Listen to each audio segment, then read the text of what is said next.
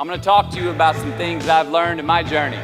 Most from experience, some of them I heard in passing, many of them I'm still practicing, but all of them I do believe are true.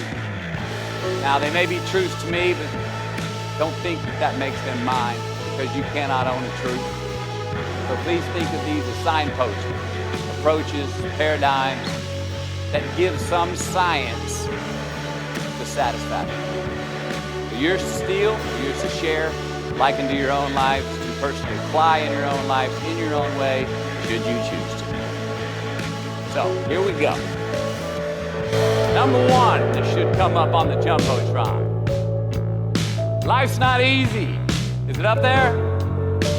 Life is not easy. It is not. Don't try to make it that way. Life's not fair. It never was. It isn't now, and it won't ever be. Do not fall into the trap, the entitlement trap, of feeling like you're a victim. You are not. Get over it and get on with it. And yes, most things are more rewarding when you break a sweat to get them. Number two, unbelievable is the stupidest word in the dictionary. Should never come out of our mouths. Think about it. To say, oh wow, what an unbelievable play. It was an unbelievable book, an unbelievable film, an unbelievable act of courage. Really? It may be spectacular, it may be phenomenal. Most excellent or outstanding. But unbelievable? Give others and yourself more credit. It just happened. You witnessed it. You just did it. Believe it. What about the other side of unbelievable? You know, that side would be humans underperforming or acting out of our best character. For instance, man flies, suicide, gender, World Trade Center. Millions die from diseases every day that we have cures to. Bob the builder swears that he's going to have your house built by Thanksgiving, and you can't move in until Christmas the next year. Our best friends lie to us. We lie to ourselves all the time. Unbelievable? I don't think so. Again, it just happens, and it happens every day. Nothing that we Homo sapien Earthlings do is unbelievable. And if there's one thing you can depend on people being, it's people. So we shouldn't be surprised.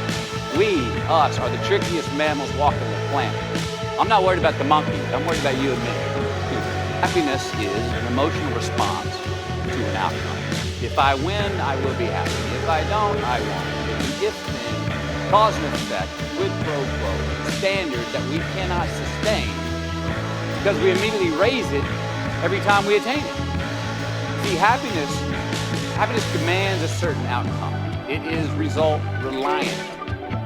And I say, if happiness is what you're after, then you're going to be let down frequently. And you're going to be unhappy much of your time. Joy, though. Joy is a different thing. It's something else. Joy is not a choice. It's not a response to some result. It's a constant. Joy is the feeling that we have from doing what we are fashioned to do, no matter the outcome. Now, personally, as an actor, I started enjoying my work and literally being more happy when I stopped trying to make the daily labor a means to a certain end. For example, I need this film to be in the box office. I need my performance. I need to respect my people. All those are reasonable aspirations, but the truth is, as soon as the work, the daily making of the movie, the doing of the deed became the reward in itself for me, I got more box office, more accolades and respect than I ever had before. See, joy is always in process. It's under construction. It is in constant approach, alive and well in the doing of what we're fashioned to do and enjoying. Number 4, define success for yourself. Now check this out. I'm in south of New Orleans a few years ago, and I went to a voodoo shop. And they had this wooden partition against the wall, these columns. And in these columns were all these vials of these magic potions, right? And the headings above each potion defining what they would give you were things like fertility, health, family, legal help, energy, forgiveness, money. Guess which column was empty? Money. Money is king today. It's what makes the world go round. It is success. The more we have, the more successful we are, right? Now, I would argue that our cultural values have even been financialized. Humility is not the goal anymore. It's too passive. To get rich quick on the internet, the richest 15 minutes of fame world that we live in, and we see it every day. But we all want to succeed, right?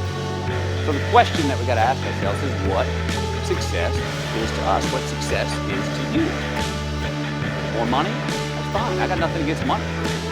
Maybe it's a healthy family. Maybe it's a happy marriage. Maybe it's to help others, to be famous, to be spiritually sound, leave the world a little bit better place than you found it. Continue to ask yourself that question. Now your answer may change over time, and that's fine. Do yourself this favor. Whatever your answer is, don't choose anything that will jeopardize yourself.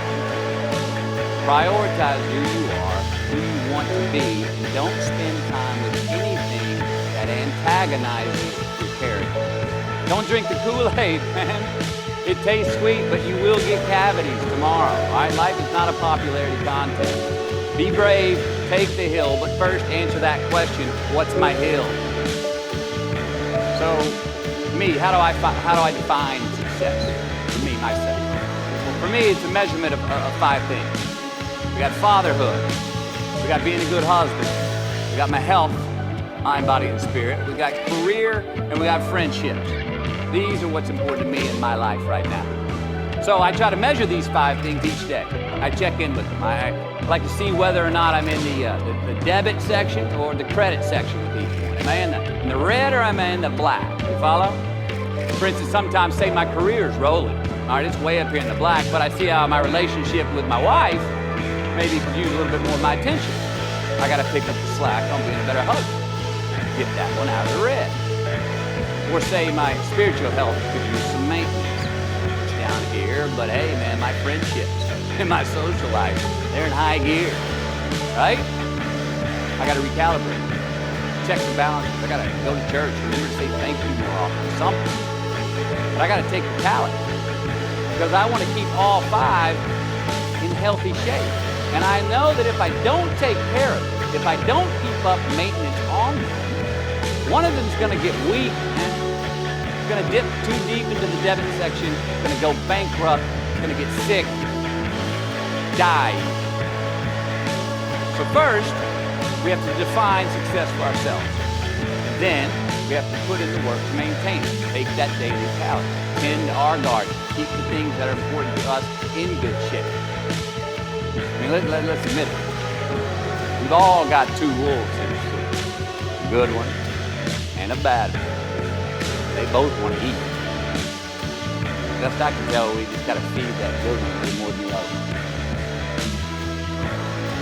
Here we go. Number 5. Don't leave crumbs. And the beauty of delayed gratification. So what are crumbs? Well, the crumbs I'm talking about are the choices that we make that make us have to look over our shoulder in the future. You didn't pay that guy back the money that you owed him, and tonight you just saw him 3 rows behind you. Shit. You slept around on your spouse, and you just found out that tomorrow she and the lady you're having an affair with are going to be at the same PTA meeting. Shit again. You drank too much last night, and you're too hungover to drive your son to his 8 a.m. Saturday morning baseball practice. These are the crumbs. They come in the form of regret, guilt, and remorse. You leave crumbs today, they will cause you more stress tomorrow, and they disallow you from creating a customized future in which you do not have to look over your shoulder. So let's flip the script. Instead of creating outcomes that take from us, let's create more outcomes that pay us back, fill us up, keep your fire lit, turn you on for the most amount of time in your future.